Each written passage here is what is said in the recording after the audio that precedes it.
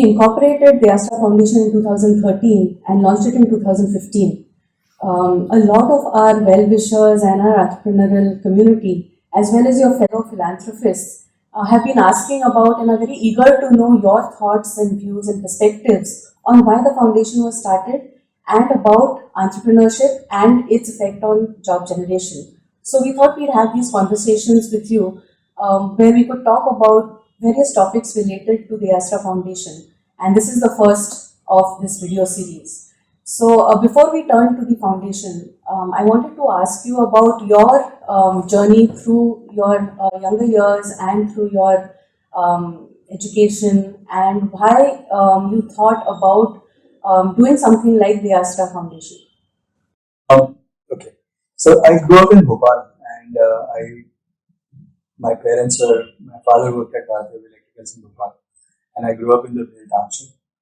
Went to Kharagpur, did a BTech in computer science from there, and then spent about 7 years in the US, about 5 or so doing a PhD, and then about 18 months or so working in the US, and came back and started persisting. So, last 29 years I've been running the company. We did an IPO in 2010, and in general the company has done well, and I felt that I had, been able to accumulate some wealth, which was, important for trying to think about various other things. And you get to a certain stage in your life and you sort of look at this and say, okay, you're 50 and you should be looking at what is your contribution to the community and any of those kinds of things. And I had a friend who stopped by and he said that you should think about it as learn, earn, and return. So in that context now, sort of looking at what should one do in terms of a contribution that can last for a while. And then I had the opportunity of looking up some of the other people who have done this. So I looked at what Michael Susan Dell have done and what Bill Gates has done. And if you go to the Gates Foundation, they have a very nice overview of what they started out, how they started out doing Gates Foundation, and how their thinking has evolved.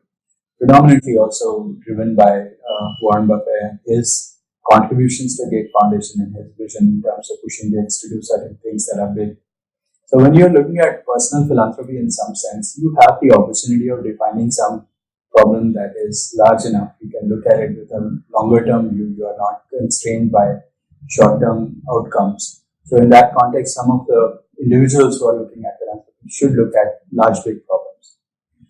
Now, from where I was coming in from, having run a software company, having looked at scale in the industry, the ability to sort of make an impact using technology, all of these things were on my mind. And as I looked around, it was very clear that in our population, as we were talking about demographic dividend and various other things that were going on, it was very clear that the value of this demographic dividend is only going to happen if people are employed and are working.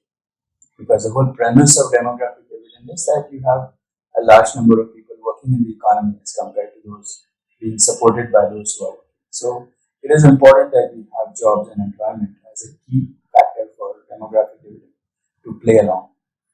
And if you think through it and you look at the numbers are very staggering. So if you look at our population, we have, as is very well known, about 1.3 billion people. Half of them are below the age of 25, 60% below 35. And if you look at it any which way, we have more than 25 million people at every age in our country. We need to create 15 to 18 million jobs every year. So the question is, how are these jobs going to happen? And so the initial intention of starting out with the deAsra's Foundation was to say, okay, let's go create jobs. But when we sort of dig in a little bit further, we realized that creating jobs from the context of where we are, it's much easier to create job creators, or the focus needs to be on job creators rather than on job seekers, because it's just not realistic to just expect these jobs to happen from nowhere. Somebody has to make them happen.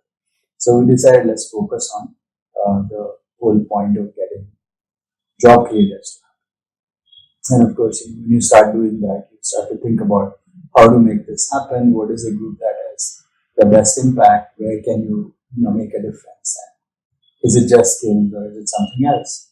And you are aware of all the early conversations we had with people, and we had Anand Pathak, who was a DIC, who had a very good understanding of the problems that the system has for the really small entrepreneurs. And I think getting a few people, spending a year or so chatting around with people as to exactly what may be the right thing to do, kind of got this all together. And again, the intention was that let's go solve one big problem that lasts a long time to solve.